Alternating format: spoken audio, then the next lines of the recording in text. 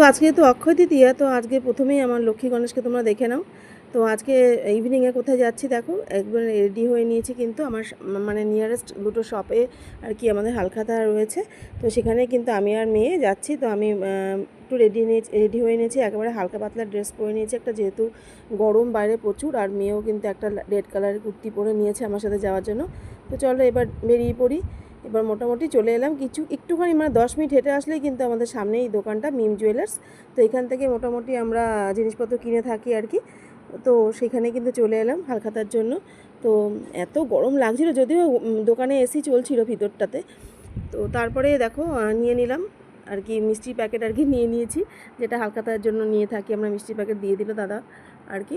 তারপরে চলে এলাম বাইরে। তো বাইরে কিন্তু আইসক্রিমের ব্যবস্থা ছিল, তো আইসক্রিম আমাকে কিনতে হাতে দিয়ে দিল। আর আইসক্রিমটা পেয়ে এত মানে মনটা খুশি হয়ে গেল আর কি, এত গরমে মানে এই আইসক্রিমটা খেতে যা লাগছিল না বন্ধুরা। আর মানে মিল্ক বাটার স্কচ এরকম কিছু টাইপের একটা আইসক্রিম, হয়তো দারুণ লাগছিল খেতে।